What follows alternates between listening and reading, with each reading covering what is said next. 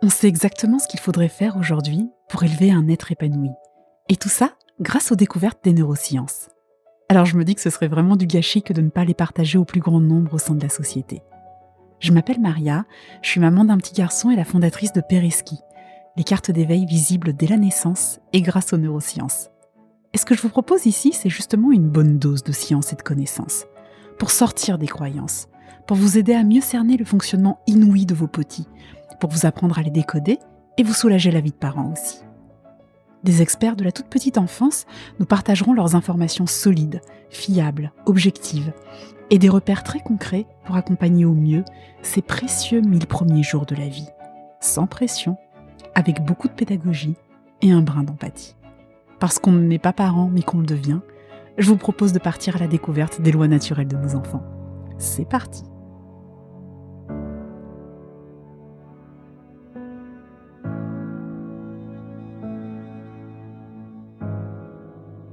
Dans notre société, nous ne croyons qu'à ce que nous voyons de nos propres yeux.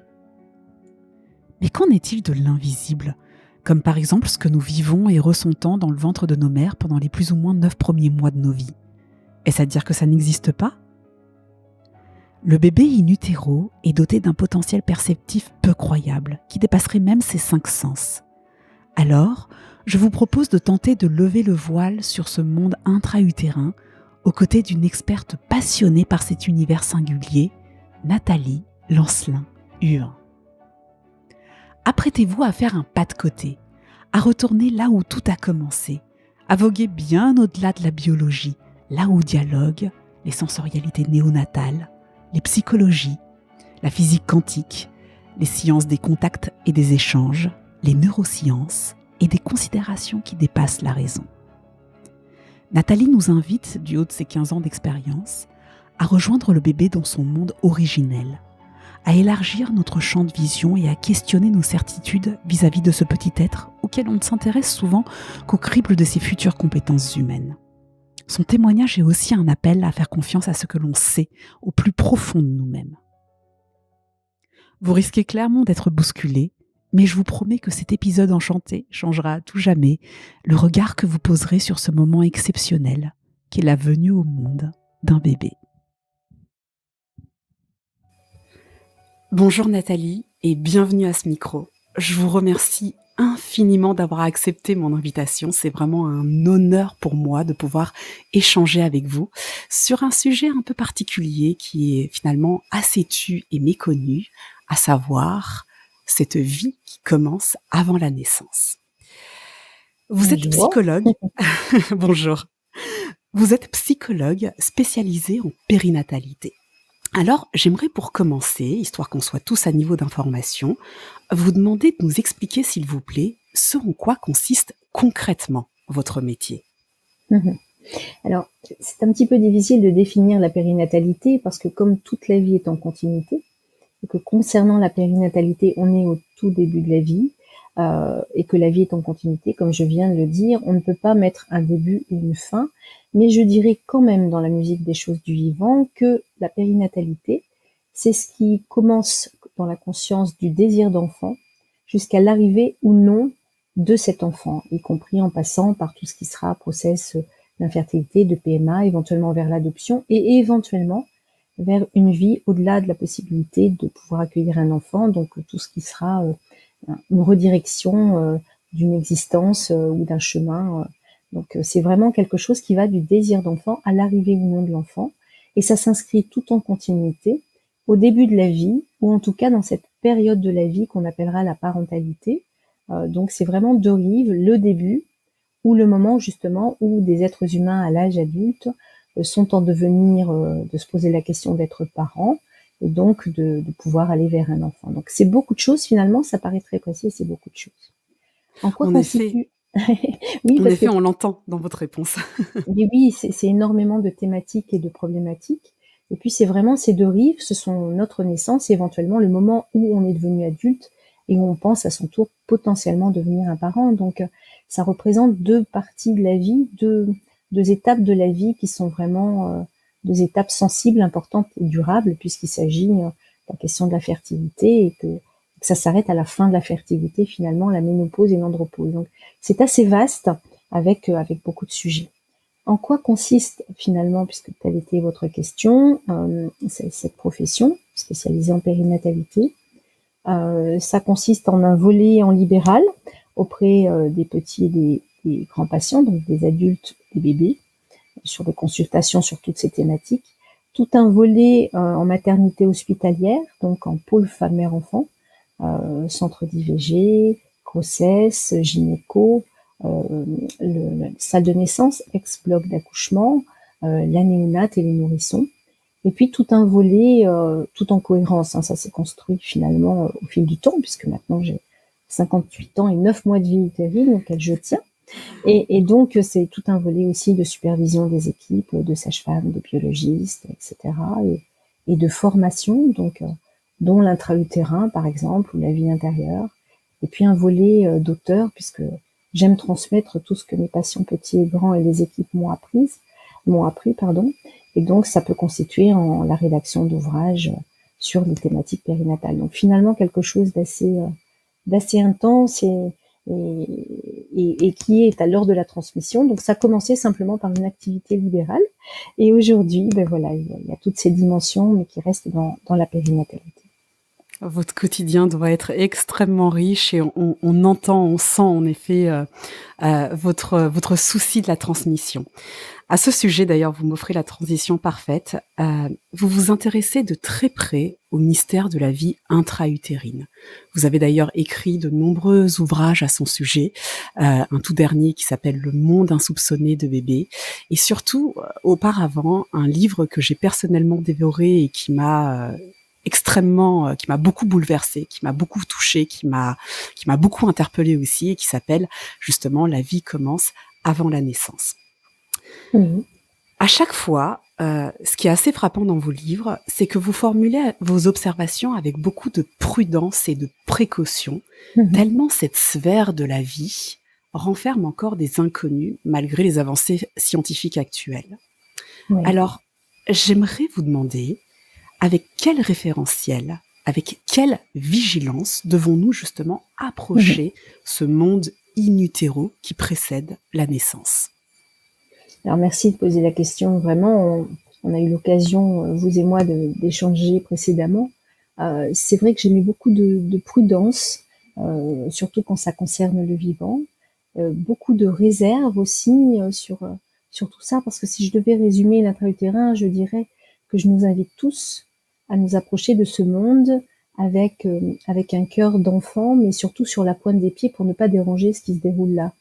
Et en même temps d'être très humble devant ce monde qui paraît finalement limité, le giron d'une femme, mais qui est très vaste de tout ce qu'il comporte en termes de connaissances, de force. Et finalement, peut-être que ce qu'on sait déjà est juste ahurissant, subjugant, enthousiasmant, mais j'ai le sentiment que c'est un peu à l'image finalement ce microcosme du macrocosme, du cosmos, de l'univers, c'est très probablement un milliardième ou encore beaucoup moins que tout ce que ça comporte finalement. Donc je pense que ce vivant étant toujours en perpétuel mouvement, changement, renouvellement, puisque c'est toujours l'histoire de l'ancien qui crée du nouveau, c'est important de rester extrêmement humble, vigilant, prudent et infiniment respectueux de ce monde-là. Je rajoute d'ailleurs, puisque vous me donnez cette opportunité avec cette belle question, vraiment, euh, quand je vois finalement ce que nous les êtres humains, hein, je m'englobe dedans, nous pouvons faire à l'endroit du vivant sur Terre, du vivant sous terre, du vivant sous l'eau, du vivant dans le cosmos, et combien tout ce que nous touchons, alors parfois avec de très belles intentions, mais j'ai le sentiment avec le plus souvent finalement beaucoup de préjudices, avec ou sans intention de donner ces préjudices. J'ai toujours cette crainte quand je parle de l'intra-utérin, mais sincèrement, qu'en s'en approchant et en recensant finalement toutes les magnifiques ressources, tout le savoir qui est contenu là, toute la sensibilité qui est contenue là aussi, j'aurais la crainte qu'on puisse aller euh, comment dire, beaucoup trop toucher à ce monde-là. On voit d'ailleurs déjà, Maria, que de par ce qu'on traite beaucoup actuellement, la pollution des êtres humains que nous sommes, partout où nous sommes finalement, on voit déjà qu'on retrouve finalement dans le liquide amniotique, dans le placenta, dans la constitution même de l'enfant, dans ses cheveux, des résidus de plastique, etc. Donc vous voyez, c'est déjà un monde C'est qui nous peut incroyable. suffisamment préserver. Et donc, si en plus de ça, on y va avec beaucoup de technologie, l'usage de nos appareils échographiques, justement, tout ce qu'on va venir venir rechercher, si ce n'est par exemple sur les cellules souches ou ce genre de choses, je pourrais avoir cette crainte. Donc, vous voyez, je suis autant enthousiaste de partager que sur la réserve, d'amener finalement un peu comme on découvre une terre inconnue, qui n'est pas si inconnue, mais quand on va arriver dans des nouveaux continents, et finalement, ce qu'on en fait après est souvent un petit peu préjudiciable. Donc oui, je mets beaucoup de réserve et beaucoup d'humilité sur ce qu'on peut apercevoir qui est juste époustouflant, mais qui n'est certainement, je me redis, qu'un milliardième de ce qu'on découvrira peut-être, ou de ce qu'il pourrait y avoir à découvrir. C'est passionnant, Nathalie, et merci en tout cas pour cette mise en garde qui, je pense aussi, va nous aider à mieux appréhender ce que vous allez être amené à nous livrer par la suite dans cet entretien.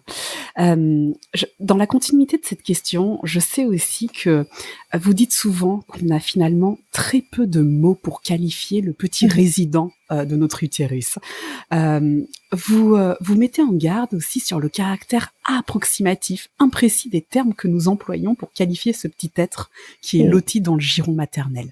Comment on l'appelle alors? Bébé, nouveau-né, fœtus? Comment on l'appelle? J'interpelle, voilà, je vais interpeller finalement tout le monde, hein, si les personnes, alors ça pourrait faire l'objet de quelque chose d'intéressant. Comment on pourrait le qualifier? Alors, l'important n'est pas trop de lui trouver des petits noms très gentils. Ce qu'on fait, hein, les parents que nous avons été, que nous sommes ou que nous pourrions être, trouvent très facilement des petits mots, des petits noms pour pouvoir appeler leur bébé, ma petite crevette, mon petit haricot magique, etc. Donc, on va trouver des noms très poétiques et très affectifs et affectueux pour pouvoir parler de lui. Finalement, ce qui m'intéresse de partager avec vous, c'est de dire que il y a un mot dans notre vocabulaire humain, un mot qui devient un mot collectif quand une réalité est devenue une réalité pour nous. C'est-à-dire quand nos yeux sont prêts à voir quelque chose, on trouve un mot et ce mot entre dans le langage commun et entre dans le dictionnaire. Et finalement, on s'aperçoit qu'hormis le mot médical de fœtus, nous n'avons pas d'autre mot. Il y avait un autre mot qui était le mot infans, I-N-F-A-N-S, qui pouvait parler de celui-ci, de ce petit, dans le ventre, dans le giron maternel. Mais en tout cas, aujourd'hui, on n'a pas de mot hormis bébé. Ce qui est ennuyeux, c'est que le bébé, si je faisais un micro-trottoir à cet instant et que je dise le mot bébé, on verrait tous un bébé dans une poussette, dans un lit, dans un berceau. Donc, on verrait le bébé apparu à nos yeux et donc dehors. Et donc, bébé, ça voudrait signifier que c'est un bébé dehors et c'est encore un bébé dedans.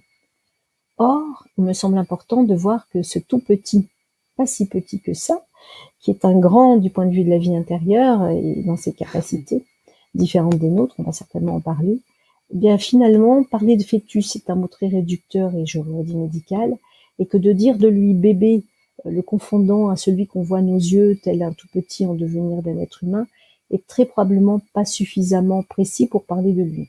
Donc en résumé, nous n'avons pas vraiment de mots, hormis les mots affectifs ou médicaux, et il faudrait pouvoir trouver un mot, et peut-être que dans les années qui viennent, avec la conscience qui évolue sur la vie intra-utérine, peut-être trouverons-nous un mot juste du point de vue de l'étymologie, du point de vue du cœur et du point de vue de notre conscience. C'est extrêmement puissant ce que vous nous livrez, et donc à nous de brainstormer tous collectivement, comme vous le disiez. C'est ça. Forcément, la question que j'ai ensuite envie de vous poser, c'est celle qui consiste à se demander ce que ce petit être perçoit depuis le giron maternel.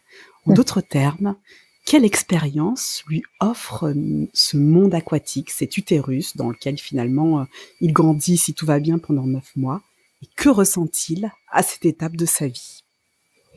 Alors vous me donnez avec cette question la parfaite illustration de ce qu'on a partagé auparavant. Vous comprendrez bien que devant une question comme ça, je ne peux pas prétendre pouvoir répondre à une question aussi forte. Et je pourrais en parler depuis l'expérience que j'ai eue dans le ventre de ma propre mère, tout comme vous. mais c'est pas Oui, quelque chose dont on se souvient consciemment, encore que on verra qu'actuellement, de plus en plus d'enfants, dans leur sensibilité et leur capacité perceptive, arrivent à ramener des résidus de cette vie-là de manière très intuitive. Donc ça, c'est intéressant. Mais c'est une autre question. Donc je ne pourrais pas répondre de manière complètement assise. Je vais forcément répondre à cette question de manière scientifique sur la base des études et des neurosciences et des études sensorielles qu'on peut avoir sur la vie fœtale, et de manière aussi intuitive, puisque je lis beaucoup sur tout plein de disciplines que sont la biologie, l'anthropologie, la physique, la quantique, etc. passionnant. Donc, donc c'est ce qui est très riche pour pouvoir regarder ça, et aussi avec la poésie. Parce que je pense que la poésie nous permet d'aborder des choses très puissantes de la vie et nous permet d'être touchés par ça. Et donc avec des mots, on peut toucher des êtres qui peuvent apercevoir, on peut être soi-même touché, je suis sensible à la poésie, on peut être touché par des choses qui nous permettent d'approcher la vie sans trop de peur, avec une certaine puissance. Donc voilà, donc pour répondre à votre question, ce qui est important, moi, ce qui m'a beaucoup touchée, ce qui a été pour moi en tout cas une révélation, c'est de dire qu'on regardait finalement la vie intra-utérine comme un corridor de la vie humaine et comme finalement une espèce d'usine de fabrique à bébés, hein, comme d'ailleurs ça peut être le cas dans des romans ou dans des cartes postales où on a une espèce de magasin très joli en bleu marqué la fabrique à bébés, euh, comme si c'était quelque chose qui précédait, ce qui est vrai d'un point de vue chronologique, hein, qui précédait la vie humaine, en tout cas telle qu'on la regarde. Si maintenant on prête un petit peu nos yeux et qu'on regarde de plus près ce qui se passe là, on s'aperçoit que via l'échographie, via nos études scientifiques et sensorielles, on s'est concentré à regarder le bébé et à regarder comment il évoluait à notre image, avec notre propre référentiel anthropocentré, donc toujours en fonction de nous, depuis nous, avec nos propres mesures. Et en même temps, on a vraiment regardé quelles étaient ses performances. Et on est passé par ses sens, ses performances neurologiques et sensorielles, neurosensorielles. Et ce qui m'a, moi, comme je le disais, touchée, ce qui a été une révélation, c'est de me dire, mais en fait, on ne regarde pas l'univers dans lequel il évolue, qui est un univers radicalement différent du nôtre. Ce bébé ne vit pas sur Terre. Il vit dans un milieu aquatique et il ne vit pas dans l'eau comme nous quand on est dans l'océan. Il vit en permanence et sa tête est recouverte. Donc c'est un milieu complètement aquatique, ce qui n'a absolument rien à voir avec un milieu aérien tel que le nôtre, même si on se baigne dans l'eau régulièrement. Donc en fait, on regarde le bébé, le petit être, pour ce qu'il est, sur comment il évolue, pour ce qu'il devient et pour ce qu'il sait faire, et on est ébahi de voir ses compétences déjà in utero, puisque il n'y a pas si longtemps que cela, il y a même un siècle en arrière, on le voyait finalement comme un tube digestif à remplir, hein, ce qui est très très cruel de dire comme ça, et ça m'arrache même la bouche de le dire, et on le regardait comme un être un petit peu qu'on devait nourrir, dont on devait prendre soin avant qu'il n'apprenne, et donc on pensait qu'il ne sentait rien, qu'il ne savait rien. Et c'est là où finalement, en découvrant l'univers qui est le sien, l'univers utérin, on s'aperçoit que les modalités sont tellement différentes, que ses compétences sont autres, que son référentiel d'espace-temps est autre, que sa conscience est certainement autre, et on y viendra, que sa mémoire est certainement autre aussi, et que finalement tout est tellement différent de notre monde qu'il faut le regarder avec un œil neuf. Et ça, c'est très difficile. Donc c'est ce que j'essaye toujours de faire dans mes formations à l'intra-utérin, c'est de proposer des conditions sensorielles, des conditions d'état de conscience modifiées pour finalement arriver à contacter ce milieu-là et après pouvoir en parler. Donc en résumé, Maria, il faudrait pouvoir, pour l'approcher et savoir ce dont il s'agit, oublier tout ce que nous avons appris depuis que nous sommes nés, puisqu'on a été formaté d'une certaine manière, on a pris l'espace limité, on a pris le temps d'une certaine manière, hier, aujourd'hui, demain. Et donc, on a été très formaté avec une manière de regarder le vivant, une manière de nous couper de nos sens, puisqu'on ne vit pas comme les peuples dits premiers au bord d'une Oui, rivière en lien avec le vivant. Et donc, il faudrait apprendre, ou désapprendre, pardon, tout ce qu'on a appris depuis, tout cet hémisphère gauche qu'on a vraiment surdéveloppé, pour pouvoir, en fait, recontacter quelque chose qu'on a eu in utero, notre hypersensibilité, notre haut potentiel, mais pas au sens où on définit adulte l'hypersensibilité, le haut potentiel en résumé. Donc bref, on avait des compétences infinies que nous avons perdues en grande partie, qui n'étaient pas des compétences intellectuelles au sens strict, mais qui étaient des compétences d'une intelligence, de plusieurs intelligences cumulées, mais qui relèvent d'un autre univers. Donc ça nous demande vraiment de changer le référentiel, et j'ai pour habitude de prendre des images pour dire, c'est un peu, hein, je fais un Oui. parallèle, c'est pas une comparaison stricte, c'est un peu comme par exemple Thomas Pesquet quand il va dans le cosmos, comme tout le Ah. référentiel change, son corps change, et comme son corps change, sa conscience change. Et donc tous ceux qui évoluent dans des expériences extraordinaires et dans des milieux qui sont des milieux radicalement différents que le jardin de la Terre, dont les astronautes, dont ceux qui vont être dans peu importe différents univers, à ce moment-là, on commence à toucher du bout du doigt ce que peut être d'être dans un monde très différent. Donc voilà, c'est un référentiel complètement différent, et il faudrait désapprendre pour pouvoir réapprendre, mais ça sert à rien de réapprendre puisque c'est le temps de l'utérin et maintenant nous sommes sur le temps terrestre. C'est une autre expérience. Donc Ah. j'espère être claire en tout cas, mais c'est important de prendre ce temps pour comprendre. C'est limpide et extrêmement fort à la fois. Moi, j'aimerais juste rebondir sur ce que vous venez de dire. Je me demandais du coup si, les personnes que vous formez à l'intra-utérin arrivent justement à lâcher leur référentiel grâce à vos conditionnements et grâce aux images justement que vous leur projetez et qui sont encore une fois extrêmement parlantes. Alors voilà, c'est tout un process que j'ai mis en place très précisément, et donc je ne vais pas dévoiler toute la magie de ça puisque Ce serait l'important impossible. justement, d'abord ce serait impossible, et puis en même temps si je commençais à en parler, ça enlèverait justement tout ce côté qui permet d'entrer là-dedans. Donc c'est construit de telle manière pour que nous puissions lâcher. Et ce qui est très intéressant, c'est que si au départ tout le monde ne lâche pas, très rapidement dans la puissance de ce qui est suggéré, proposé, à suivre, quelque chose finit par lâcher, et vraiment se retrouver devant un spectacle nouveau. C'est assez, c'est pas, on peut même enlever assez, c'est touchant pour moi. En fin de formation, c'est une formation qui dure sur 3 jours. C'est souvent bouleversant d'abord pour les êtres qui participent, mais ça l'est toujours pour moi de voir comment on retrouve l'émerveillement de l'enfant, comment c'est une sorte de voile qui se lève sur les yeux, ou pour qui a plus de résistance, il faut toujours respecter nos résistances, elles servent à quelque chose. C'est toujours assez, ça peut être ponctuellement déstabilisant avec plein de questions qui arrivent du coup, et un process qui est lancé sur un changement de référentiel. Donc c'est puissant en fait, hein, et c'est intéressant, mais ça nous permet de regarder ce tout petit, ce que disent les personnes qui participent, de le regarder différemment, de regarder les nouveau-nés autrement. Et même ça arrive que des sages-femmes qui ont beaucoup d'expertise, hein, d'habitude et de savoir-faire me disent mais je ne vais plus pouvoir tout à fait exercer de la même manière, et même si peut-être mes gestes seront les mêmes, moi à l'intérieur je ne pourrai pas être la même ni regarder ce bébé de la même manière. Donc vous vous rendez C'est compte que fabuleux. ah ben je sais pas, c'est fabuleux mais c'est fort, et ça l'est pour moi aussi. Donc c'est pour ça que je redis, je remets toute la réserve et la puissance de ça à chaque fois. Vous voyez, il suffit qu'on s'enthousiasme tous, ou même dans un instant, pour que tout de suite je fasse redescendre, pour que voilà, c'est important de rester centré, câblé avec ce à quoi on touche et ce à quoi on est convié. Et c'est puissant et c'est précieux. Donc voilà, En oui. en tout cas, vous nous donnez envie de nous infiltrer, dans le cadre de vos formations.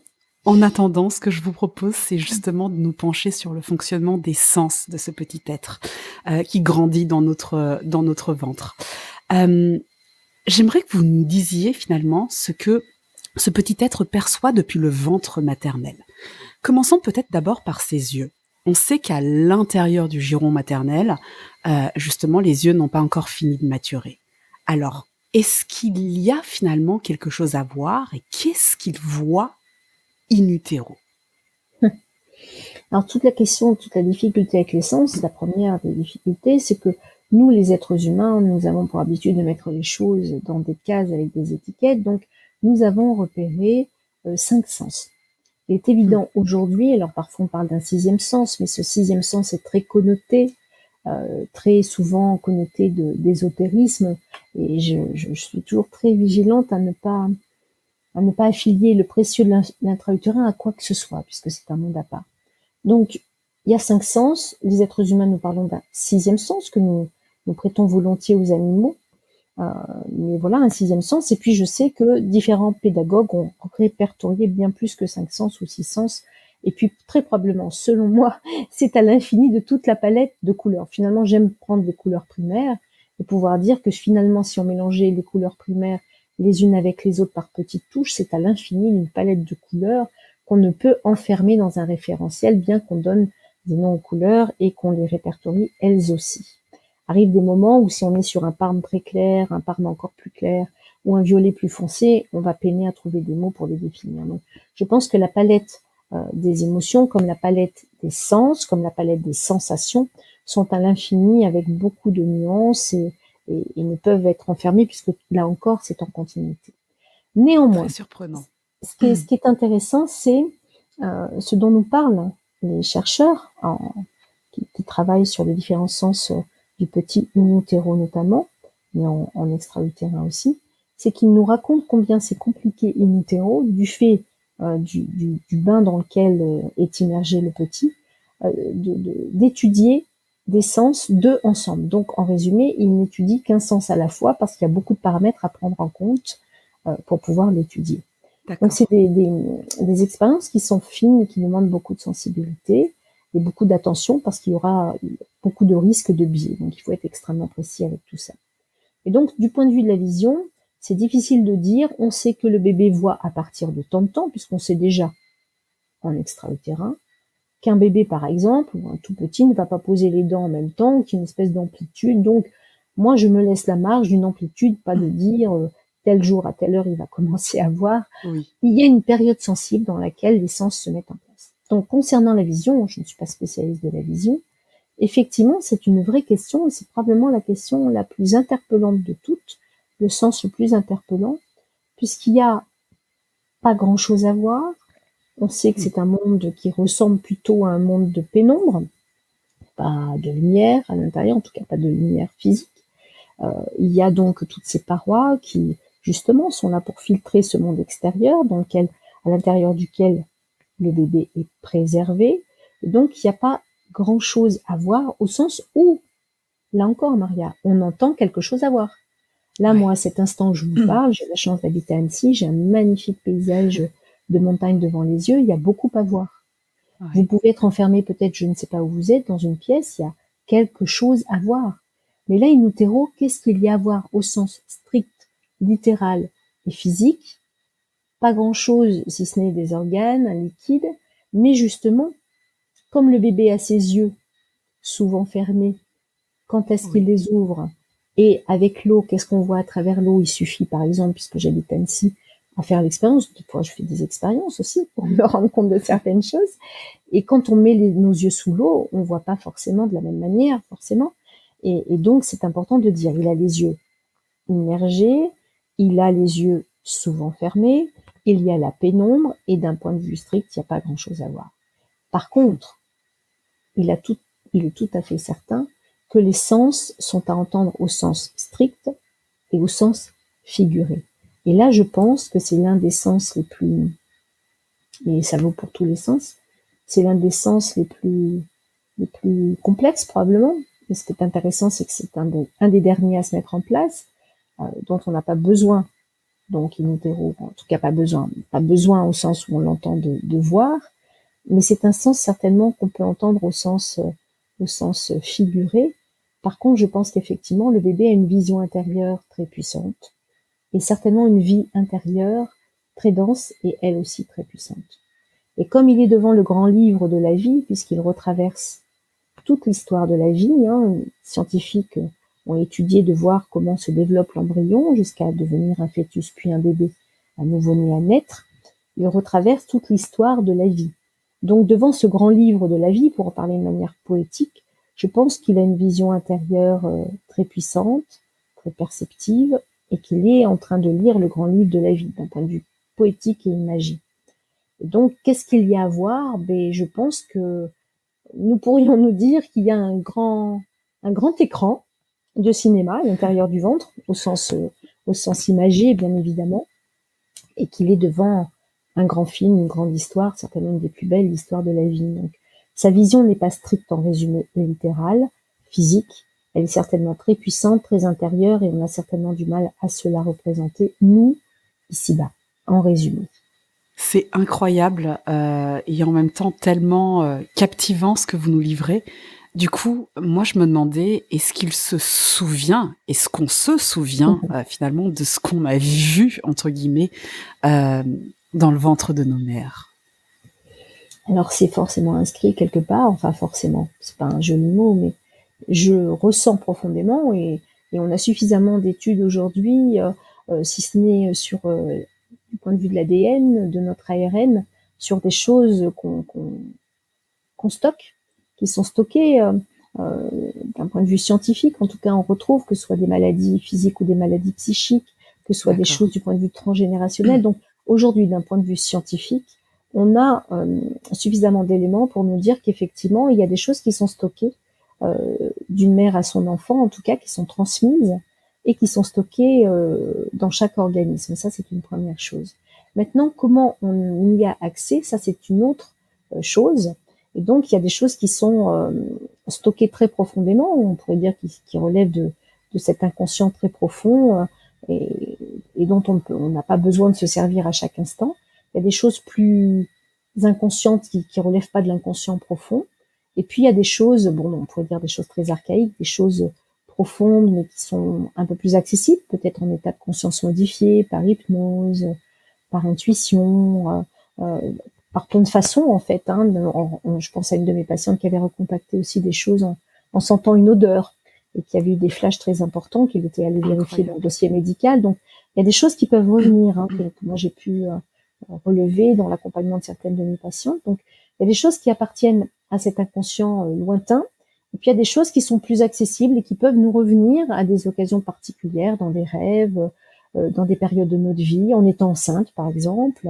Il y a des choses qui peuvent nous permettre que ces choses soient plus flottantes et plus accessibles, en thérapie aussi.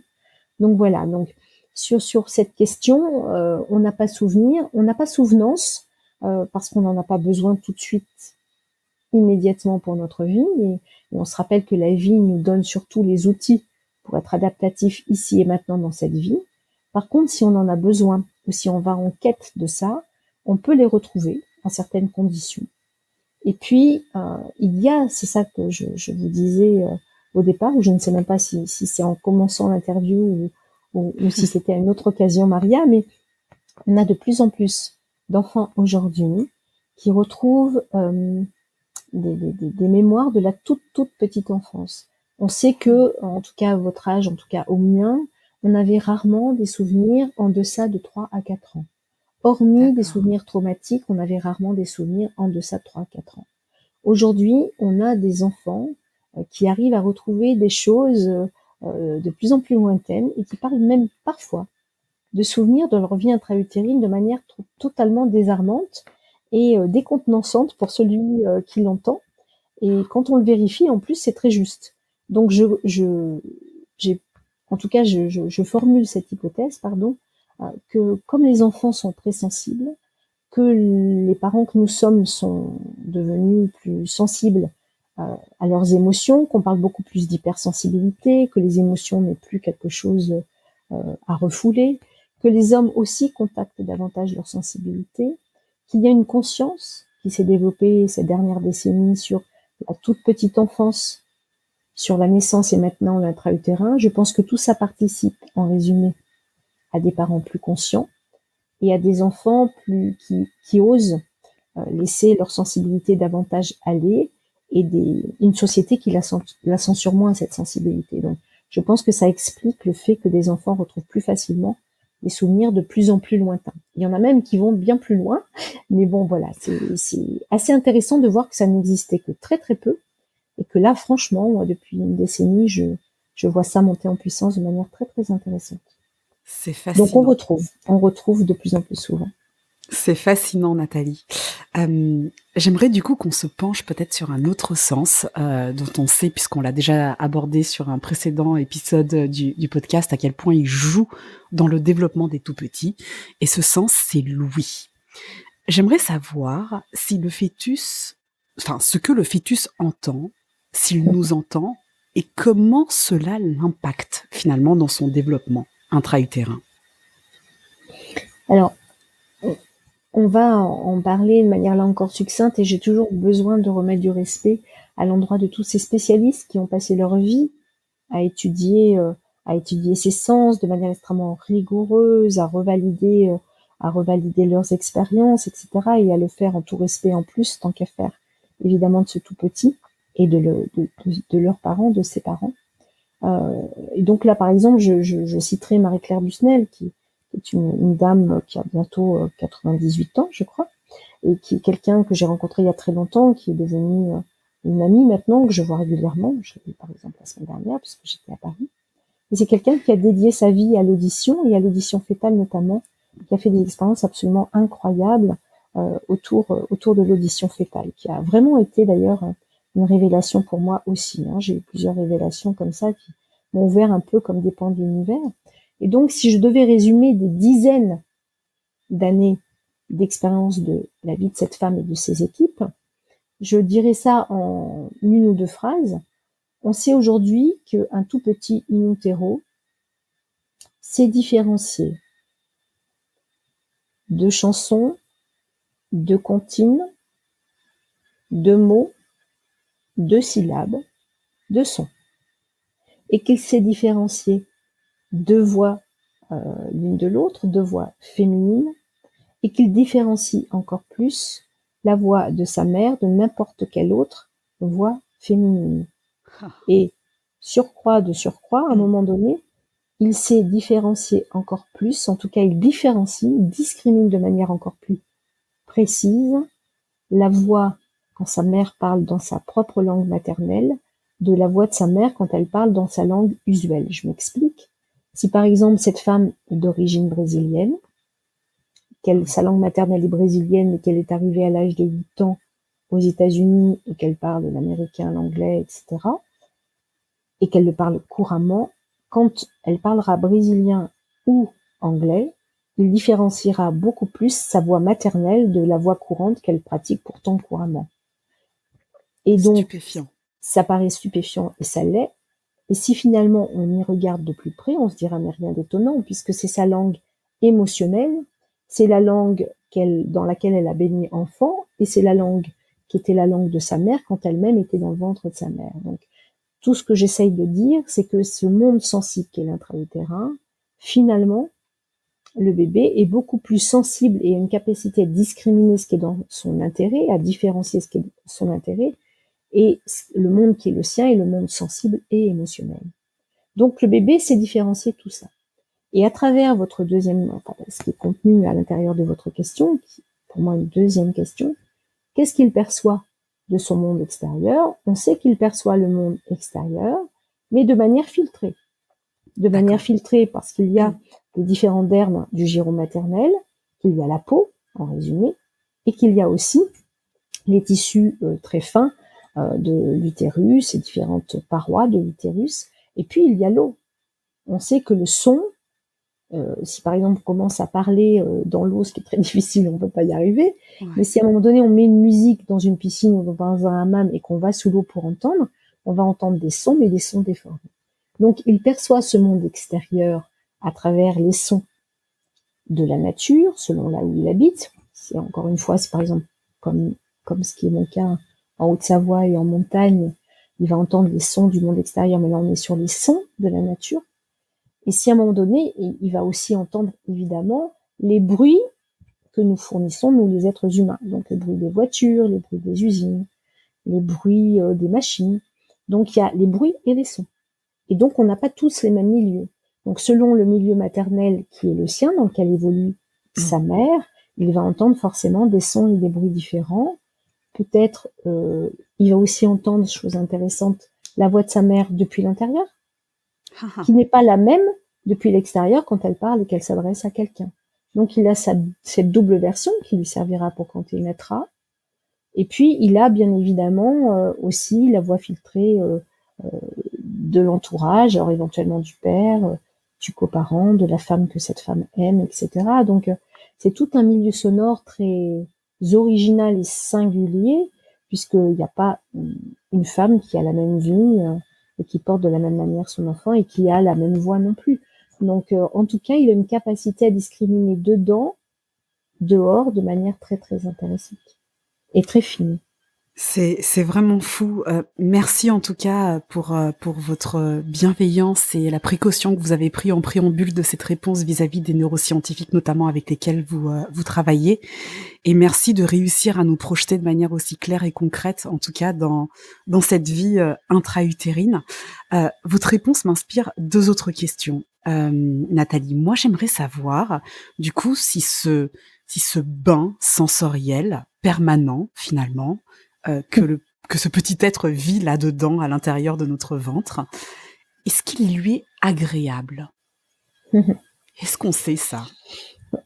Je trouve très, très important, hein, vous comprendrez tout au long de vos questions qui sont puissantes, auxquelles je ne peux pas me permettre de dire je sais qui je serai pour ça, je le sais au même titre que vous, puisque je suis passée par là, mais dans la singularité qui était ma vie intra-utérine.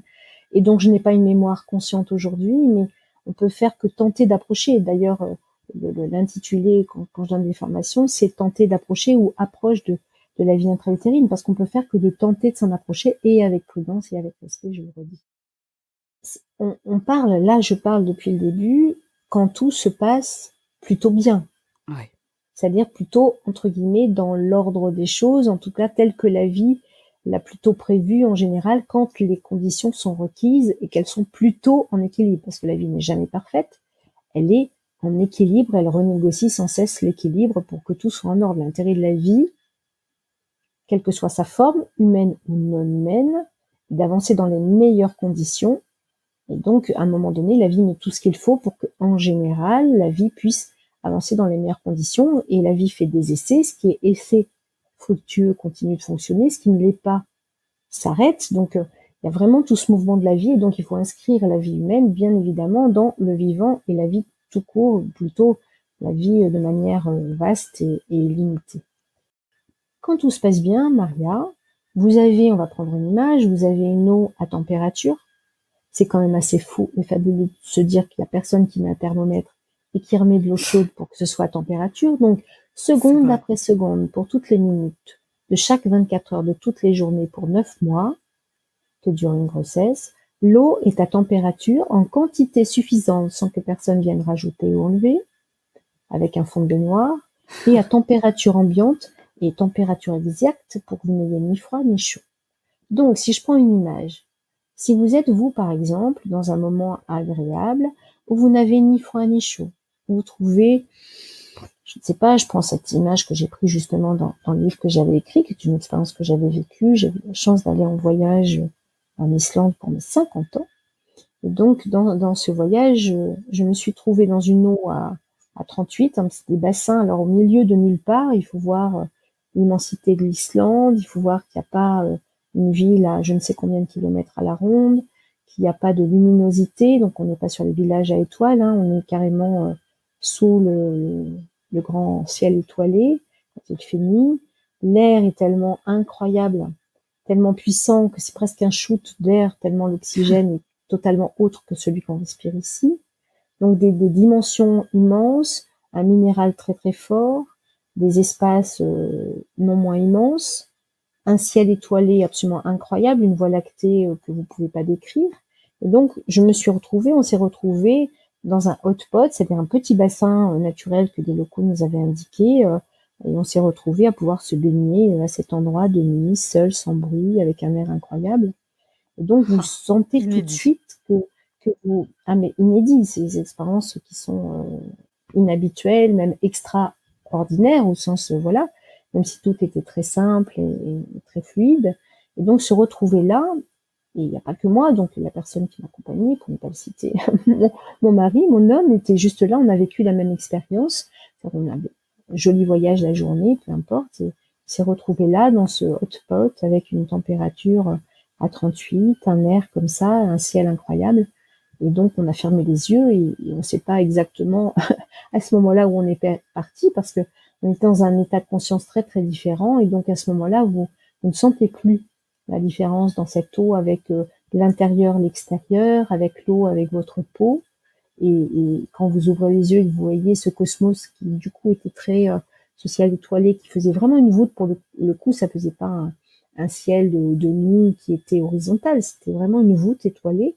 Entre cette voûte terrestre et cette voûte céleste, il y a vraiment un sentiment très très particulier, très inhabituel, très inédit. Donc quand tout se passe bien, que tout est agréable, à ce moment-là, on avait la chance d'avoir mal nulle part, d'avoir des maux de ventre, des maux de tête ou autre chose, pas de bruit, vous partez dans un état de conscience très différent. Donc quand tout est agréable, pour répondre à votre question, on peut faire l'hypothèse que on ne se souvient pas l'heure qu'il est, où est-ce qu'on est tout à fait, le temps d'après, le temps d'avant, on est juste là dans le fameux carpe diem, ici et maintenant, dans une disposition intérieure qui est autre. Donc, à travers cette expérience, on peut tenter d'approcher un milliardième d'un milliardième de milliardième, peut-être, de ce que peut vivre le bébé in utero. Peut-être, c'est une hypothèse parmi des dizaines ou des centaines. Par contre, à l'inverse, quand tout ne se passe pas comme ça, parce qu'il y a un problème, une problématique liée à la grossesse physique, liée à l'embryologie de ce petit, c'est un problème de santé de ce tout petit in utero, et ou un problème psychique et émotionnel d'une femme qui vit peut-être, je prends des exemples, une épreuve, elle perd son travail, un drame, elle vient de perdre sa mère, un autre drame conjugal, elle vit une séparation, peut-être de la violence conjugale entre eux, peut-être qu'elle vit des problèmes de santé, ou peut-être qu'elle a un problème d'addiction.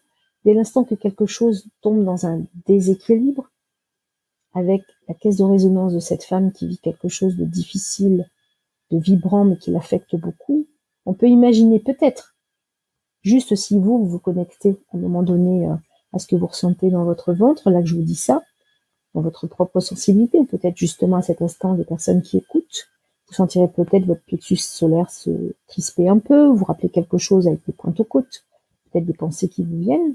On peut imaginer à ce moment-là qu'il y a une forme de déséquilibre qui peut se passer.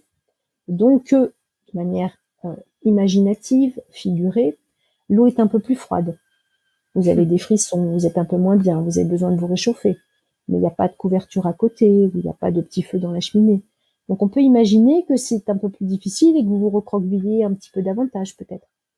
On peut imaginer que si c'est juste dans l'instant, et que juste après, un nouvel équilibre qui revient, la température monte, d'un point de vue figuré là encore, parce que cette femme s'explique avec son mari que les choses vont mieux, qu'elle a trouvé des solutions, peut-être qu'elle va partir.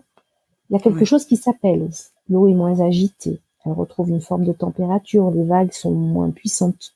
Donc on peut imaginer qu'effectivement, quand tout est à température ambiante, plutôt en équilibre, quelque chose peut nous faire partir et nous faire voyager de manière assez fluide, assez puissante.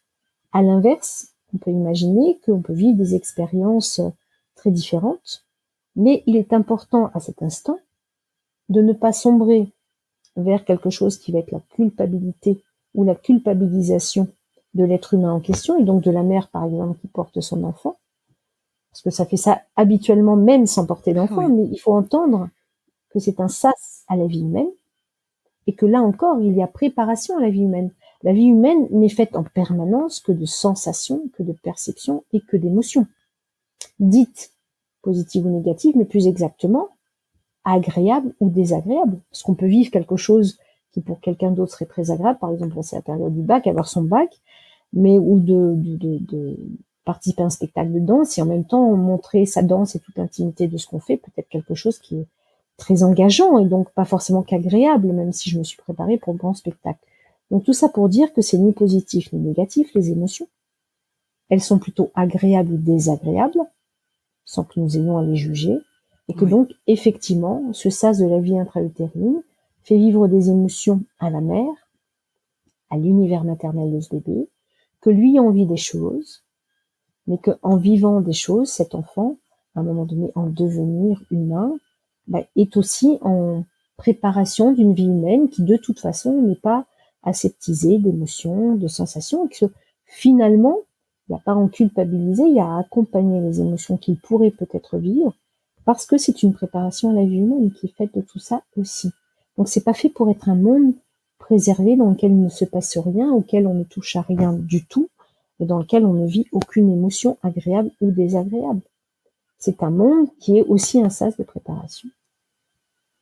Et ça fait du bien de se l'entendre dire, Nathalie. Merci beaucoup en tout cas et du coup, ce que j'ai envie de vous demander, c'est justement, est-ce que ce petit être a d'ores et déjà une itéro des besoins affectifs? On sait qu'une Mmh. fois qu'il est né, l'un de ses besoins les plus importants, est justement affectif.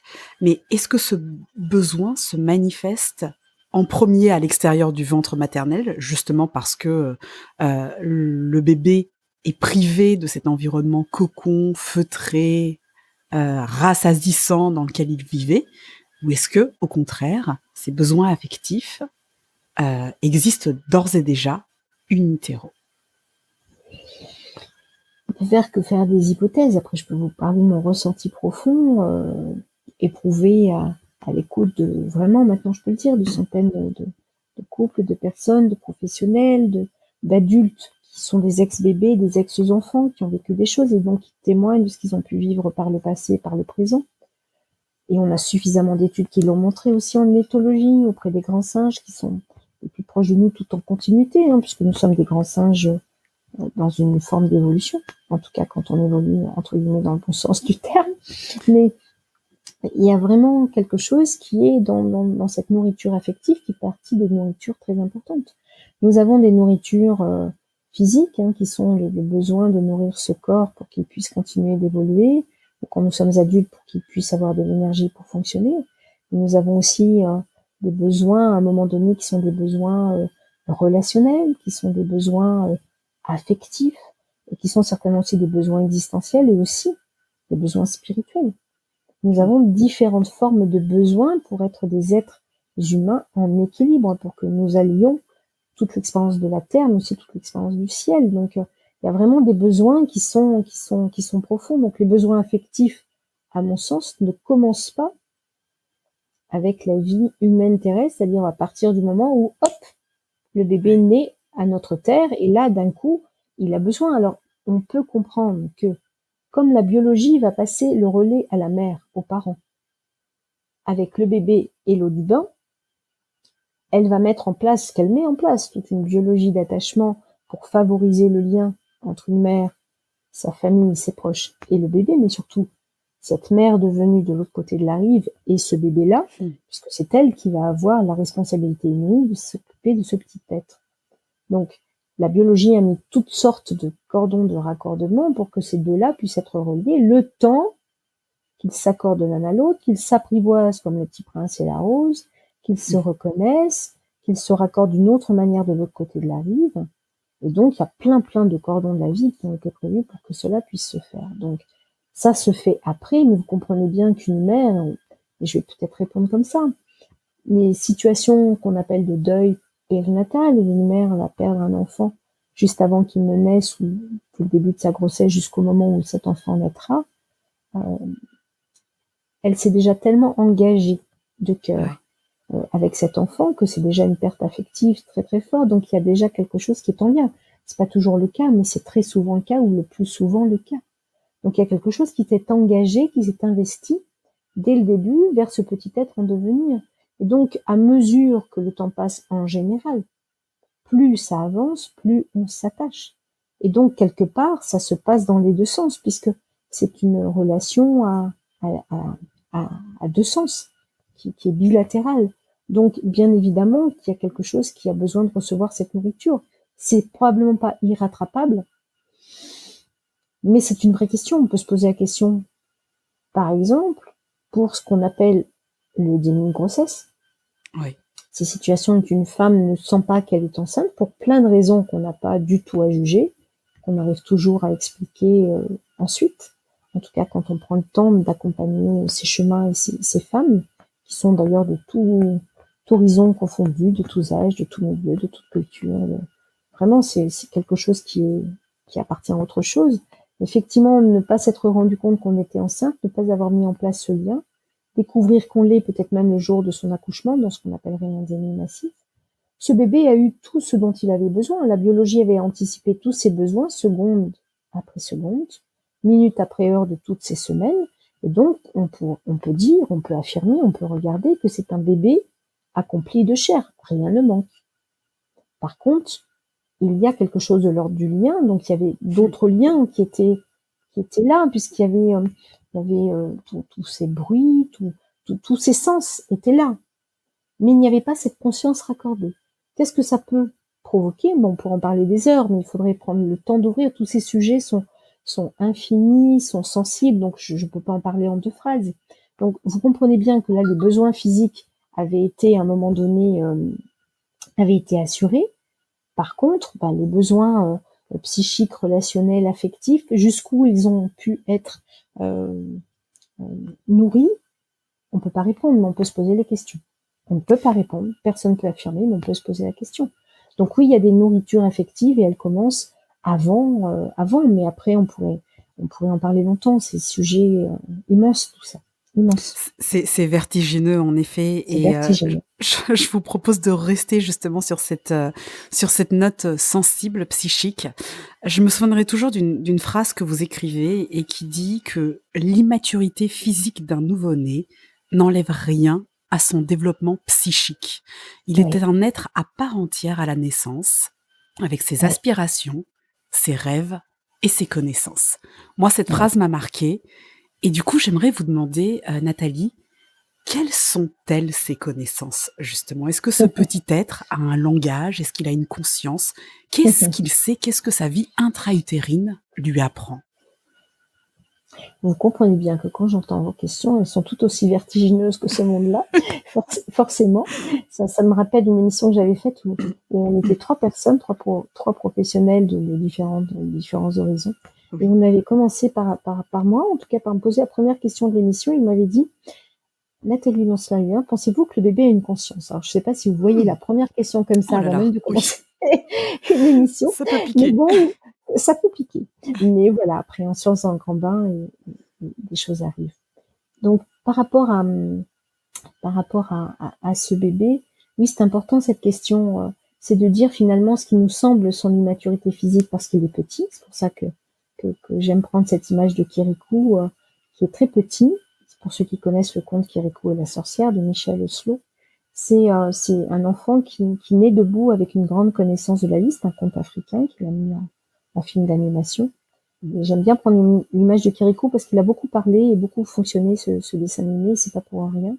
Donc il est tout petit, mais il est très grand intérieurement. Et il est tout petit, à un moment donné, et il naît debout. Ce que ne font pas les bébés, parce qu'ils sont très grands dans leur verticalité intérieure, dans leur puissance perceptive. Mais quelque part, il ne marche pas encore. Sauf que Kirikou, il naît debout et il court tout de suite juste après qu'il soit né. Et en même temps, il regarde le fonctionnement des êtres humains, il s'interroge beaucoup sur leur manière de fonctionner, et il trouve des réponses très sages.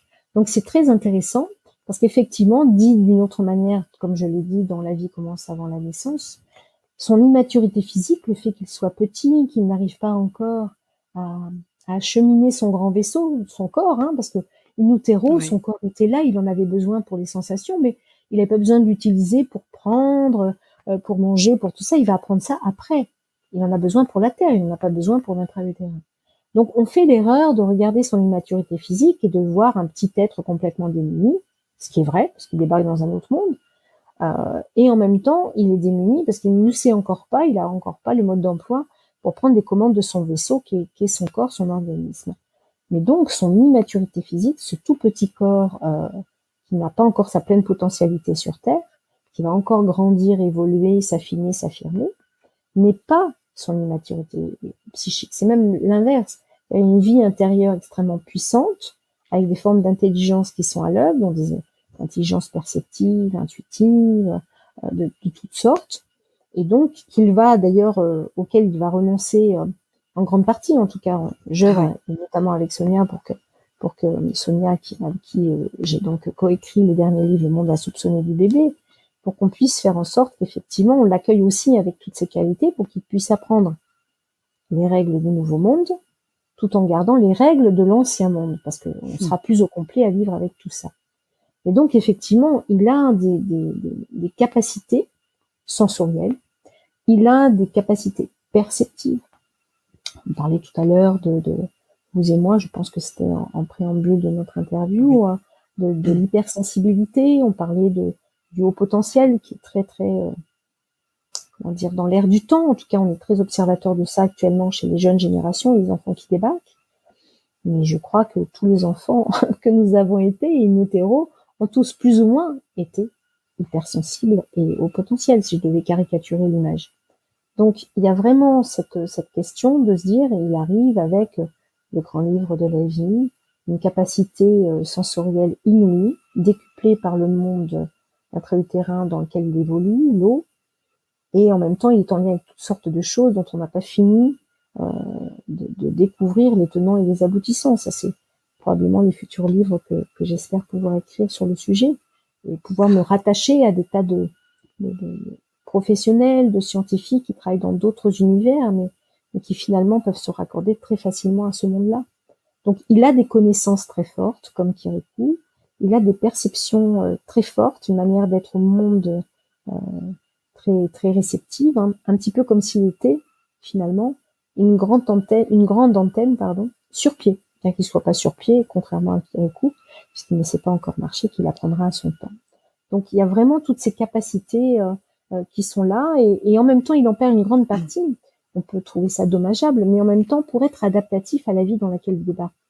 Pour l'instant, il en a plus tout à fait besoin, probablement, de celle-ci.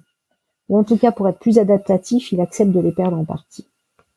C'est vraiment incroyable et du coup, juste pour rebondir sur ce que vous venez de dire, moi, j'aimerais savoir, ce que ce petit être a à nous apprendre, finalement. Vous le disiez en préambule, de notre entretien, on ne considère plus heureusement les bébés comme de simples tubes digestifs, ce sont de véritables êtres perceptifs, mais Oui. malgré tout, nous les traitons comme s'ils avaient tout à apprendre de nous. À contrario, justement, qu'est-ce qu'eux ont à nous apprendre, à votre avis? Alors ça, c'est une grande question que je partageais avec Marie-Claire Bustel, chercheuse. Le bébé a-t-il un langage? Le bébé a-t-il une mémoire? Le bébé a-t-il une conscience? Qu'est-ce qui nous permet de dire ça? Avec quel référentiel? C'est juste passionnant, hein. Moi, je me passionne tout autant que vous, et je suis nullement parvenue à quoi que ce soit.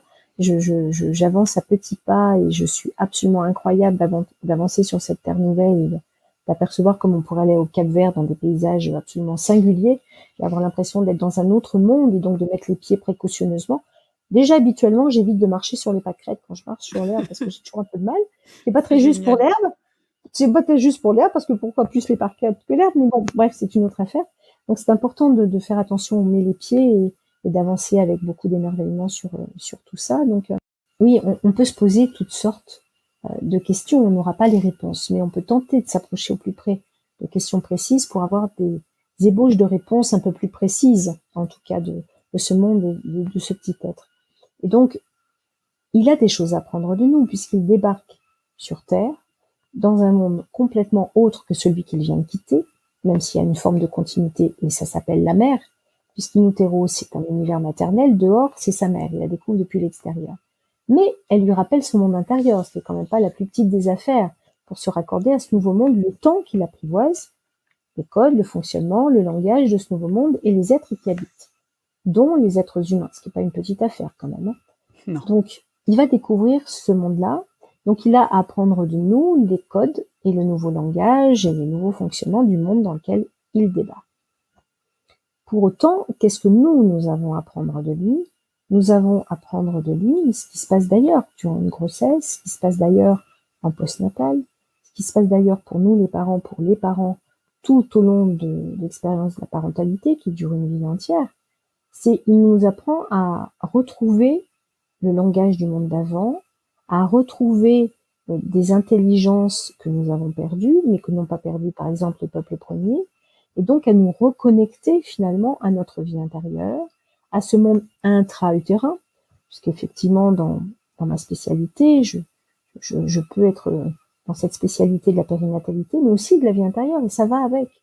C'est-à-dire, il permet les bébés nous permettent de retrouver aussi le chemin de notre vie intérieure. C'est pas pour rien, même quand les enfants sont un peu plus grands, 3 ans, 4 ans, ils se fichent un peu de jouer avec nous pendant 1 heure, 2 heures, ou 4 fois par jour, ou tous les jours. Ce qu'ils nous veulent, c'est ici et maintenant avec eux.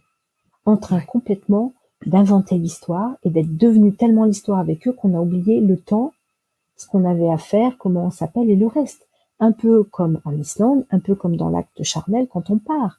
Et donc, quand on se laisse être ici et maintenant, ce qui est le monde de l'enfant, ici et maintenant, le temps de l'intra-utérin et encore un peu le temps qu'il apprenne les règles de l'école, de la société, de la famille, ce qui est important pour l'enfant, c'est d'apprendre ce nouveau monde donc, mais nous, de retrouver cet ancien monde. Et d'ailleurs, les parents que nous étions avec le tout petit, on peut reconnecter notre émerveillement, notre capacité à ralentir, notre capacité à regarder une coccinelle, notre capacité à sentir qu'est-ce qui se passe pour notre enfant qui est malade, même s'il n'a encore pas le langage et qui ne peut pas nous dire pourquoi il a mal et pourquoi il pleure. Donc on retrouve des intelligences, on retrouve des langages, on retrouve des tas de choses qui sont très biologiques et que nous avons accepté de perdre ou que nous avons perdu parce qu'on ne s'en servait plus dans cette société qui va vite, ou parce qu'on nous a éduqués comme ça, ou parce qu'on a choisi un métier qui nous absorbe. Et donc, ils nous ont à nous apprendre ce monde perdu, et aussi puisqu'ils débarquent au monde, ils ont aussi probablement à nous apprendre des choses sur là où va le monde. Parce qu'ils arrivent avec aussi certainement des petits sacs à dos, avec des plans de route pour leur vie, etc. Et que dans tout ça, il y a probablement des choses qu'ils nous partagent en nous redonnant confiance, en nous permettant de regarder de nouveau à certains endroits, en nous sensibilisant à des choses de l'avenir, comme par exemple actuellement, forcément, l'écologie, l'intelligence émotionnelle, etc. Donc, ils ont tellement à nous apprendre et à nous réapprendre. Sauf que nous, on pense qu'on a tout à leur apprendre, qu'ils sont immatures physiquement et qu'ils sont ignorants. Ce qui est une erreur totale, ce qui est presque un affront fait à la grandeur de leur vie intérieure et certainement une insolence faite à leur âme, si on peut se permettre d'employer ce mot, qui est un grand et gros mot, mais qui est un vrai mot. C'est magnifique et je pense que ça nous fera tous du bien, en fait, de vous entendre nous rappeler, justement toutes ces petites leçons, que ces petits êtres sèment autour de nous au quotidien, mais qu'on peine peut-être à voir justement à cause de notre train-train de vie et comme vous le disiez, de cette société qui va à 1000 à l'heure. Ouais. Moi, votre réponse, elle m'inspire une autre question, Nathalie. Nous, en tant que femmes, en tant que couple, lorsqu'on est en couple, on se prépare à l'accouchement. Mais est-ce que ce monde intra-utérin prépare ce petit bébé, ce petit fœtus, à sa naissance, à sa vie extra-utérine? Et si oui, en quoi?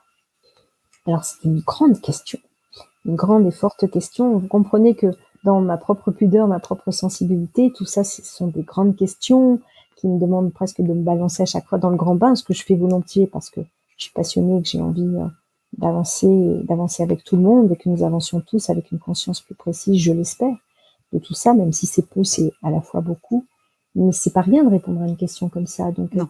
sur cette question, ce que je pourrais dire depuis mon ressenti global, vous comprenez qu'en même temps, je vais pas apporter mes doubles décimètres, mes mesures, je vais pas vous apporter une science avec ses preuves, c'est forcément des choses où je me livre plus avec ma sensibilité et mon intuition et avec Bien aussi sûr. tout ce qu'on peut savoir. Je dirais que quand on regarde l'histoire du vivant et qu'on voit cette vie, ce cosmos, plus cette histoire de la Terre, plus l'histoire de la vie sur Terre qui avance depuis des milliards d'années, on peut dire que la vie a largement prévu d'avancer dans une direction, a largement prévu, même si on ne sait pas laquelle, toutes les modalités qui vont avec pour que la vie, je le redis comme tout à l'heure, avance si possible dans les meilleures conditions, qui ne signifie pas avance dans la perfection. Elle avance et elle essaye. Je lisais d'ailleurs tout à l'heure une citation qu'on connaît largement qui dit « Mais la vie a tellement beaucoup plus d'imagination que nous. La vie, quand vous regardez le grand jardin de la Terre, est tellement imaginative et tellement fertile et tellement créative que nous n'arriverons jamais à aligner des scénarios les plus fantasmagoriques du monde, de films ou de poésie ou d'invention. Même tout ce que nous inventons est sur la base du biomimétisme du vivant. Donc, la vie a une imagination de fou et d'une précision absolument incroyable, puisque des scientifiques disaient que si la vie devait être aussi précise pour être à telle température dans les océans qui nourrissent tout le fond sous-marin, dans l'air que nous respirons, dans le cosmos, ça reviendrait, je crois, pardonnez-moi mon imprécision peut-être, à l'équivalent de quelqu'un qui serait là avec un arc et une flèche et qui mettrait dans une cible sur la Lune avec un arc et une flèche, sa flèche dans le rond du milieu, dans le cœur En de la effet. cible. Donc, la précision de la vie est absolument fabuleuse. C'est tout ce que je peux en dire. Après, il y a toutes les croyances qui vont avec, mais ça appartient à chacun de nous. Je suis pas dans l'ordre des croyances. La précision de la vie, la fertilité, la créativité de la vie qui avance depuis des milliards d'années, est absolument, j'ai même pas de mots. Il y a des moments, il n'y a pas de mots. Donc, vous doutez bien que elle ne donne pas une chance à une forme de vie tentée qu'elle s'appelle à un moment donné humaine, à un petit être en devenir, quand vous voyez l'incroyable orfèvrerie qui est en jeu, même dans un début de grossesse, d'un petit corps accompli avec des micro-ondes, des petits cils, des yeux qui... Enfin, truc de fou. Vous doutez bien que si elle a mis tout ça en mouvement, elle a appelé la vie, moi je l'appelle la vie avec un grand V, la vie a mis ça en place depuis des milliards d'années sous toutes ses formes, y compris humaines, à l'intérieur du ventre d'une femme. Vous doutez bien qu'elle a prévu tout ce qu'il fallait pour qu'à un moment donné, ça aille en tout cas dans une orientation plutôt favorable à la vie, qu'on l'appelle naissance du point de vue du tout petit non-hétéro, qu'on l'appelle accouchement du point de vue de la femme, puisqu'il y a deux versions. Donc oui, elle a mis tout ce qu'il fallait pour que ça aille dans le bon sens. Pour preuve, Maria, un bébé en général a la tête en bas en fin de grossesse pour pouvoir aller dans la bonne direction. C'est vrai. Est-ce qu'on, plutôt que se poser la question de l'existence du boson de Higgs dans l'univers où on ne sait même pas si ce boson existe, est-ce qu'on pourrait se poser des questions absolument aussi incroyables que qu'est-ce qui fait qu'à un moment donné, un bébé a la tête en bas? On sait pourquoi. Avec la tête, on va dire parce qu'après il va naître. Ouais, d'accord. Mais lui, il n'a pas reçu de coup de téléphone pour dire mets-toi la tête en bas. Donc l'embryologie a prévu le truc. Mais pareil qu'à un moment donné, un cœur qui se met à battre juste avant qu'il ne batte. Donc c'est des questions de fou tout ça. Donc la biologie a prévu tout ce qu'il fallait pour qu'un enfant puisse naître dans les meilleures conditions. Il y a toujours des exceptions, bien évidemment, à toute règle du vivant ou toute règle mathématique ou orthographique, mais de manière générale, la vie a prévu ce qu'il fallait pour qu'un petit puisse naître à ce monde qu'on appelle la Terre et puisse s'y adapter, puisqu'il y a toute cette biologie d'attachement et de raccordement à sa mère si elle est là. Là, on peut ouvrir une parenthèse que je referme juste après, qui est ces enfants qui naissent dits sous le secret, anciennement dits sous X, d'une mère qui va les confier ou les abandonner, parce qu'une mère avec intention qui confie, une mère qui, pour des raisons qui lui appartiennent, va abandonner parce qu'elle ne peut pas faire autrement. Et donc, selon les intentions, les accompagnements, mais dans ces situations de naissance sous GPA, avec transfert accompagné ou non, de naissance sous le secret, on peut se poser des questions de cette prise de relais.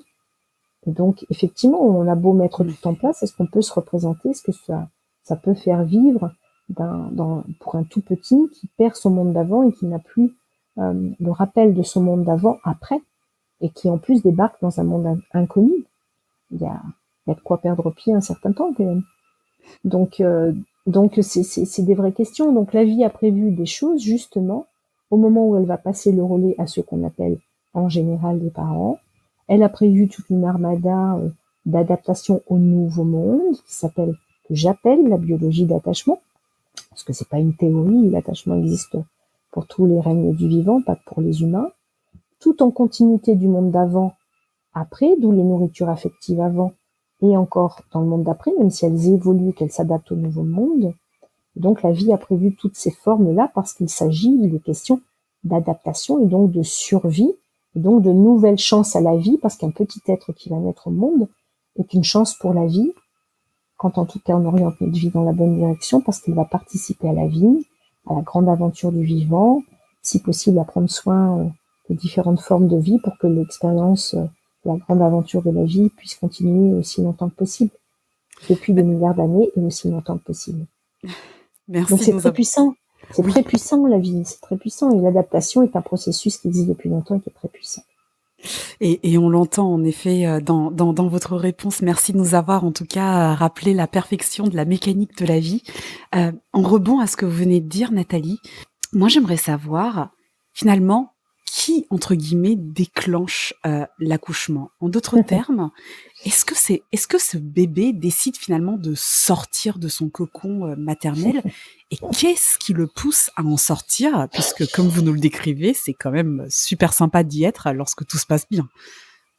Alors vous voyez, je suis toujours contente de répondre à toutes ces questions parce que c'est un peu l'émerveillement de la petite fille en moi qui sautille, ou peut-être l'ex-embryon, le fœtus ou bébé qui sautille à l'idée de pouvoir partager, mais en même temps, sitôt que j'aurai raccroché, je sais d'avance que dans cette générosité de partage, cette spontanéité, cet enthousiasme, je vais dire: «Oh là là, mais Nathalie, regarde tout ce que tu dis», et en même temps en disant avec précaution, c'est important de prendre précaution, mais je m'avance quand même en partageant tout ça. Je pourrais avoir un certain nombre de scientifiques qui me disent: «OK, mais pouvez-vous prouver ce que vous avancez?» Donc c'est une prise de risque, mais je la prends volontiers parce que c'est une belle prise de risque, je crois, et je tâche toujours d'essayer, en tout cas, de ne pas dire des choses fausses et de tendre, si possible, vers une certaine vérité, si possible. Merci pour ce Donc courage.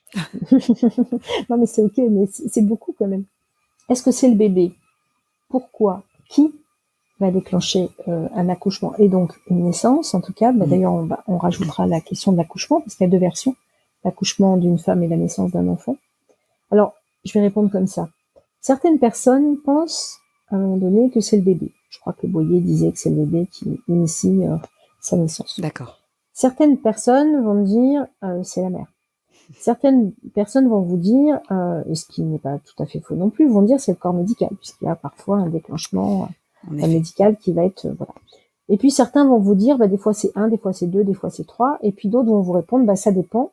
Et puis peut-être que d'autres pourraient vous dire, en tout cas moi j'aime dans le grand paysage de la vie et de la précision des détails, en tout cas du souci du détail, je pense que c'est une infinité, une somme de détails, de précisions qui nous échappent, mais qu'effectivement, je pense que, en tout cas, dans ce qui m'a été donné d'entendre, de l'accouchement d'une femme, par exemple, elle était à dilatation complète, mais le bébé était très haut. Ou d'un bébé qui était engagé très très bas depuis très longtemps dans la grossesse des 2e trimestres. Donc, si j'écoute toute la musique des femmes, des bébés, si j'écoute les médecins dans leur déclenchement parce que c'est nécessaire ou parfois peut-être moins nécessaire, mais une forme d'accouchement, de déclenchement pour confort, comme c'est intitulé encore aujourd'hui parfois, je dirais qu'il y a une somme de circonstances qui vont donner l'accouchement et la naissance d'un enfant.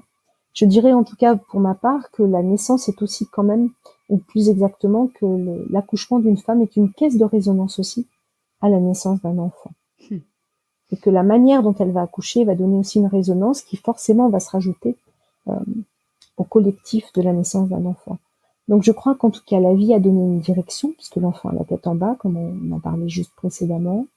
Je crois qu'à un moment donné, un enfant va prêter sa force, puisque le deuil périnatal m'aura appris que quand une mère perd son enfant qui est décédé in utero, cet enfant ne pourra pas prêter sa force, et donc le corps médical prêtera un armada technique, médical, médicamenteux, pour justement pallier au manque de ressources de l'enfant, puisqu'il ne pourra pas prêter sa force. Donc je pense que la vie donne une direction, que l'enfant prête sa force, qu'un enfant peut se sentir prêt à naître pour des raisons confortables ou justement pour des raisons inconfortables parce qu'il vit in utero, ou pour des raisons qui ne sont pas forcément dues à ce que la mère vit, mais pour des raisons médicales liées à sa santé ou à la santé de la grossesse. Je crois aussi qu'une femme, parfois, sur la grossesse suivante, une grossesse difficile ou une grossesse dramatique, n'en peut plus de tenir, par tout respect de ces femmes que j'ai pu accompagner, et donc certainement veut tenir le plus longtemps possible, mais parfois ne peut plus tenir, et donc la vie dans son savant calcul fait ta plus moins divisé égale mieux que l'enfant naisse. Ouais. Donc je pense que c'est pas aussi simple de dire l'enfant choisit sa naissance, la mère c'est la mère ou c'est la vie. Je pense que c'est beaucoup plus subtil, puissant, complexe que ça, que c'est une grande alchimie qui va donner une grande équation, un peu comme Einstein formule des grandes équations, et que ça donne ce résultat-là. Et j'ai tendance à le sentir moi comme ça, mais après, plus la vie avancera, peut-être, c'est pour ça que je l'écris à chaque fois dans mes livres, je dis quelque chose en tant que de là où je suis, de ce que je regarde, au plus sincèrement possible, de ce que j'ai appris, de la clinique, de tous les patients, du vivant, et aussi des sciences. Et que donc, moi-même, j'évolue, et je tente de pas dire de choses fausses, et peut-être que j'entrerai davantage en précision dans quelques années, mais je le dirai comme ça pour aujourd'hui. Et je peux jamais dire oui, non, parce que la vie, ça c'est mathématique, c'est binaire, c'est l'intelligence artificielle, ça c'est pas mon monde. Le monde sensible est beaucoup plus complexe et puissant que tout ça, me semble-t-il. Mais on l'entend depuis tout cet entretien. En effet, on sent que vous êtes à chaque fois sur la crête et dans cette subtilité de réponse. Et C'est ça, merci en tout cas d'y veiller. sur la crête.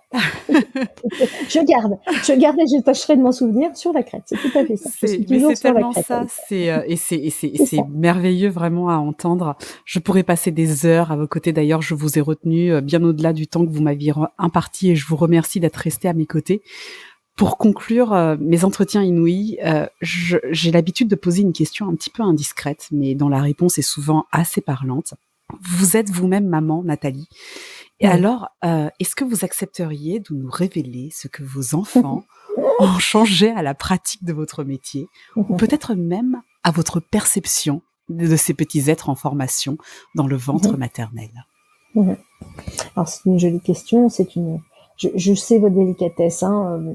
J'aime beaucoup l'idée des interviews inouïes. C'est un mot que je dis souvent d'ailleurs, une responsabilité inouïe que d'accueillir des petits êtres. Ça, je l'ai même écrit plusieurs fois. Parce que c'est vraiment le mot inouï. C'est un truc de fou. Donc c'est moins joliment dit de dire truc de fou que de dire inouï. Et donc j'emploie les deux expressions. Euh, c'est une question néanmoins très intime, mais en même temps, le métier de la périnatalité n'est qu'intimité, intimité du corps, intimité de la chair, intimité de la sexualité, plaisir, intimité de la sexualité, procréation, intimité des couples, intimité d'une mère avec son enfant. Enfin, c'est que de l'intimité. Ouais. Donc cette question est très intime, et vous le savez, je suis quelqu'un de, j'ai beau être enthousiaste, très réservé et pudique par ailleurs, hein, ça cohabite parfois. C'est une question intime et je vais tenter d'y répondre parce que ça me paraît assez juste d'y répondre à cette fin d'interview. Merci. Je dirais que il n'est pas nécessaire, je répondrai comme ça, il n'est pas nécessaire d'accueillir des enfants dans nos vies pour pouvoir pressentir, puisque nous venons tous de ce monde, ce que peut être ce monde. Mais il est tout à fait certain que de passer par cette aventure incroyable, d'une gestation, d'un accouchement, d'une naissance, de la parentalité, change bien évidemment des choses. Pour autant, justement, attention, parce que l'expérience que nous en aurons chacune vécue sera singulière et ne pourra valoir que pour nous. Ouais. Donc là, je pense par exemple à mes collègues sages-femmes, infirmières puéricultrices, auxiliaires puéricultrices, gynécologues, pédiatres. C'est pas parce qu'on a vécu ça qu'on doit le copier-coller aux personnes qu'on accompagne, parce que ce serait à l'inverse une erreur. Et c'est pas parce que les êtres n'ont pas encore d'enfants dans ce milieu-là, qu'ils ne sont pas en capacité de comprendre les enjeux d'un tout petit, puisqu'ils ont été tout petits, d'une naissance et d'un accouchement, puisqu'ils en ont entendu parler et qu'ils ont eux-mêmes vécu une naissance et l'accouchement de leur mère tandis qu'ils naissaient. Donc, je suis pas en train de dire qu'il faut avoir vécu ça, ni que tout, ça change tout. J'ai besoin de mettre tout ce préambule. Dans ma propre vie, ce qui forcément me touche d'en parler, mes enfants, en tout cas cette aventure de la parentalité, de la gestation, de l'état intérieur dans lequel ça nous met, parce que ça c'est quelque chose que j'aimerais beaucoup davantage accompagner, j'en parle depuis 20 ans et donc je le propose aussi dans des formations, c'est d'accompagner la vie intérieure de la femme enceinte. Parce que c'est pas forcément accompagner des problèmes ou un mal-être, c'est aussi accompagner cette expérience inouïe, pour le coup, c'est des choses que j'écris. L'expérience inouïe, à un moment donné, de la gestation humaine. Donc ça, c'est la première chose. Donc, ça a été possible, c'était comme ça en tout cas pour moi, de vivre ces 3 grossesses, puisque j'ai 3 grands enfants, de vivre ces 3 grossesses vraiment de manière non parfaite, mais totalement dans une vie intérieure décuplée, puissante et émerveillante. Et ça, je laisserai évidemment personne y toucher. Parce que j'ai eu cette possibilité que m'a offert la vie de le vivre totalement pleinement dans cet état de conscience incroyable. Avec, bien évidemment, pendant 9 mois, plein de choses qui peuvent se passer dans une vie, évidemment. Ensuite, dans chacun de mes accouchements, parce que les accouchements sont mis au monde, mais les contenus aussi une expérience inouïe de dépassement physique, psychique, émotionnel et certainement spirituel, donc initiatique. De vivre dans chacun de ces 3 accouchements, qu'évidemment je tairai, puisqu'il s'agit de la naissance de mes enfants, et d'un accouchement que j'ai vécu avec mon mari, donc c'est très intime. Quelque chose aussi de l'expérience d'un dépassement contenu avec une expérience incroyable, donc bien évidemment que ça a pu teinter le cheminement de ma vie. Et les petits êtres qui ont débarqué, puisqu'on peut choisir d'appeler des enfants, la vie répond non, la vie s'achemine ou pas. Je mesure donc la chance d'avoir vécu par 3 fois cette expérience qui s'est acheminée à ce stade-là à bon port. Aussi, d'accueillir des petits êtres pour les accompagner sur leur chemin et pas forcément sur le chemin qui nous arrange, nous, les parents, mais d'essayer de sentir à travers eux, là où ils allaient eux, là où ils vont eux, puisqu'ils sont à l'âge d'être des jeunes adultes de 28 à 19 ans, me concernant. Et donc, c'est de voir ce que cette expérience à l'infini d'une vie entière peut découpler, donc bien évidemment, mes 3 grossesses, mes 3 accouchements, la naissance de mes 3 enfants, ce qu'ils sont, ce qu'ils vivent, parce que quand ils continuent d'évoluer après être nés, ils continuent d'appuyer sur les boutons pour nous faire travailler. La grossesse fait ça naturellement, nous faire travailler, mais après ils appuient sur les boutons, donc on ne cesse de travailler sur soi en fait. C'est quelque chose d'assez extraordinaire, pas toujours facile, mais assez extraordinaire. On enlève même assez. Donc bien évidemment que ça a changé des choses, que j'identifie, puisque je suis thérapeute, c'est le minimum que je dois à ceux que j'accompagne, mes patients. Je continue sans cesse de travailler sur moi de multiples manières, pas forcément de manière classique. Et donc, bien évidemment, mes enfants me font cheminer de manière absolument incroyable et ne cessent de me faire accoucher de moi-même et ne cessent de naître eux-mêmes à leur vie sur des tas d'épreuves ou d'expériences qu'ils peuvent vivre. Donc, ça a changé des choses. Ce serait très long et là, pour le coup, bien trop intime de pouvoir vous raconter en quoi, mais bien évidemment, ça a changé. Mais je redis, en étant thérapeute, fort heureusement, je n'ai pas eu besoin de vivre tout ce que mes patients ont vécu pour pouvoir, je l'espère, les accompagner au mieux de leur chemin. Donc on a, je le redis, pas besoin forcément de vivre. Je pense à des collègues qui souhaiteraient être enceintes en périnatalité et qui n'arrivent pas à y être. Et bien évidemment qu'elles peuvent continuer de travailler, de sentir justement leurs patients sans avoir été maman. Mais ça a changé beaucoup de choses, évidemment, dans ma vie, évidemment. Merci infiniment Nathalie, merci pour votre passion, merci pour votre délicatesse, merci pour votre humanité. Merci d'avoir défraîchi aussi cet univers intra-utérin, de vous être posé toutes ces questions et d'y avoir finalement trouvé des réponses aussi précises et poétiques, malgré ce que vous pouvez penser. Merci de m'avoir accordé, encore une fois, ce moment enchanté et inouï à vos côtés. Écoutez avec plaisir, en espérant en tout cas pouvoir toucher le chemin du cœur de ceux qui écouteront et pourront retrouver en tout cas le chemin vers l'intra-utérin qui était le leur, de ceux de leurs enfants ou de ceux qui les accompagnent de tout petits. Avec plaisir, Maria. Merci de votre belle écoute, ça me permet d'oser davantage certainement. Continuez en tout cas, je pense qu'on a besoin de discours et de prises de position comme les vôtres. Merci encore pour tout Nathalie. Avec plaisir de nouveau.